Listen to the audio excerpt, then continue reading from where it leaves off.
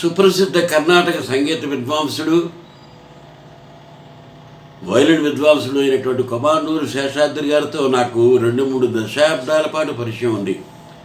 ఎందుకంటే ఆకాశవాణిలో నేను ఉద్యోగం చేస్తున్నప్పుడు అనౌన్సర్గా పనిచేసిన మ్యూజిక్ కంపోజర్గా ఉండేవాడిని కాబట్టి చాలా పాటలు వాయించడంలో వాద్య బృందంలో ఆయన కూడా ఒక సభ్యుడు. తరచుగా రేడియో స్టేషన్కి రావటం, నేను చేసినటువంటి పాటల్లో ఆయన పాత్ర కూడా ఉండడం విశేషం. రేడియోలో రికార్డింగ్ కాకుండా బయట అవుట్డోర్ బ్రాడ్కాస్ట్లో కూడా ఆయన చాలా చోట్లకి రావటం, వాద్య బృందంలో వాయించడం నేను ఎరుగుతున్నాను.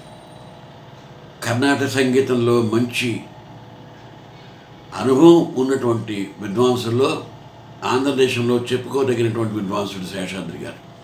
ఆయన కేవలం సంగీత విద్వాంసుడు, వైలిన్ విద్వాంసుడే కాదు, సంగీతం సాహిత్యం రెండూ తెలిసినటువంటి వ్యక్తి. ఎందుకంటే తెలుగు భాష మీద, సంస్కృత భాష మీద మంచి పట్టుండి, ఇంకా ఇతర భాషలు కూడా తెలుసు ఆయనకి, పట్టుండి చక్కగా విశ్లేషించి చెప్పగల సమర్థుడు. ఒక సాహిత్యం గురించి కానీ, సంగీత త్రిమూర్తుల రచనల గురించి కానీ సాధికారికంగా చెప్పగల విద్వాంసుడు మన శేషాద్రి గారు.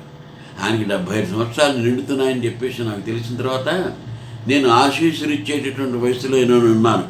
కాబట్టి ఈ సందేశాన్ని మీ నలుగురికి పంచడం కోసం నేను మాట్లాడే మీకు పంపుతున్నాను. డాక్టర్ శ్రీపాద పినాకిపాణి గారు సంగీత కళానిధి. ఆయన దగ్గర మేము నేర్చుకున్నప్పుడు వెళ్ళే రోజుల్లో ఒకరోజు ఒక సందర్భంలో శేషాద్రి గారి ప్రస్తావన వచ్చింది. శేషాద్రి గారు మీకు పరిచయం ఉందా అని అడిగారు. అయ్యో, పరిచయం లేకపోవడం ఏంటండి, మా ఊరే బెల్వాడే అన్నా.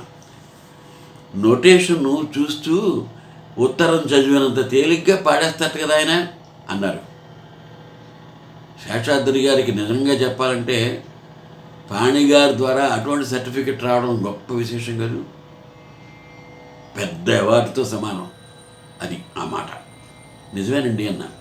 ఎందుకంటే కామజనక కమనీయవదన, కామజనక కమనీయవదనను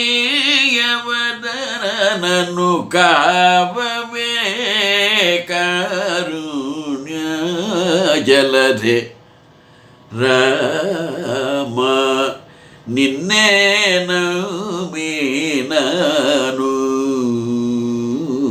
నిజముగా సీతారామ. నోటేషన్ చూస్తే తప్ప కీర్తన నేర్చుకోలేము. గురుముఖంగా ఎంతసేపు చెప్తారు గురువుగారు, చెప్పి లేచి వెళ్ళిపోతారు. కానీ తర్వాత విద్యార్థి ఎలా సాధన చేస్తాడు, ఆధారం ఏది? నోటేషనే, స్వరమే. స్వరం రాసినట్టుగా పాడం, పాడినట్టుగా స్వరం ఉండదు. ఈ రహస్యం వినేవాళ్ళకి తెలియకపోవచ్చు, కానీ సంగీతం బోధించే వాళ్ళకి తెలుసు, సంగీతం నేర్చుకునే వాళ్ళకి తెలుసు. ఏమిటంటే రాసే స్వరాన్ని అన్వయం చేసుకోవాలి. దేనికి అన్వయం చేసుకోవాలి? సాహిత్యానికి అన్వయం చేసుకోవాలి. స్వరం ఎలా ఉండాలి?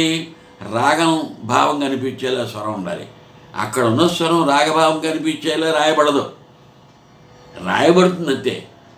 రాగభావం వచ్చేలా పాడబడడం అనేది విద్వాంసుడి మీద ఆధారపడి ఉంటుంది, గాయకుడి మీద ఆధారపడి ఉంటుంది. ఈ రెండు ఏకకాలంలో జరగాలి. అంటే స్వరం చూస్తూ ఉండడం, స్వరానికి స్వరం యొక్క భావాన్ని అర్థం చేసుకోగలగడం, రెండూ ఏకకాలంలో జరిగేటటువంటి విషయాలు. రిగ రిగ రీ రిగ రిగ సరి అని రాశారనుకోండి, రామ రిగమరి రిగమరి రామ రిగమరి రామ. ఇది రాసినంత తేలిగ్గా పాడలేం.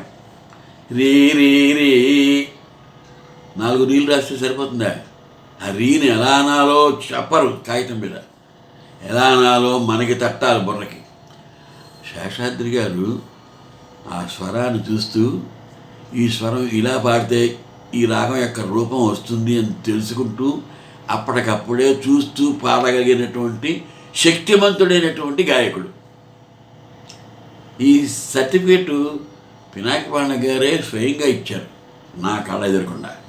ఈ విషయం కూడా శేషాద్రి గారికి చెప్పా. 75 సంవత్సరాలు నిండుతున్నాయి శేషాద్రి గారి అంటే కాలచక్రం ఎంత విచిత్రమైంది. ఆయనకి ఆశీస్సులు ఇచ్చేటటువంటి వయసు నాకు. నిండు 100 ఏళ్ళు సంగీత సేవ చేస్తూ సంగీత లోకంలో తనకంటూ ఒక ప్రత్యేక ప్రతిపత్తిని సంతరించుకున్నటువంటి శేషాద్రి గారు కేవలం విద్వాంసుడే కాదండి. ఆయనకి సాహిత్యం తెలుసు, సంస్కృత భాషలో ప్రవేశం ఉంది. ఏ కీర్తనైనా ఏ వాగ్గేయకారుని గురించైనా విశ్లేషించి ఆ రచనల గురించి సమర్థంగా వివరణాత్మకంగా షోడాహరణంగా అంటే పాడి చెప్పగల చక్కటి విద్వాంసుడు. ఆ విద్వాంసుడితో నాకు బహుముఖంగా పరిచయం ఉండడం నా అదృష్టంగా భావిస్తూ ఆయనకి భగవంతుడు పరిపూర్ణమైనటువంటి ఆరోగ్యాన్ని ప్రసాదించాలని మనస్ఫూర్తిగా కోరుకుంటూ సెలవు తీసుకుంటాను.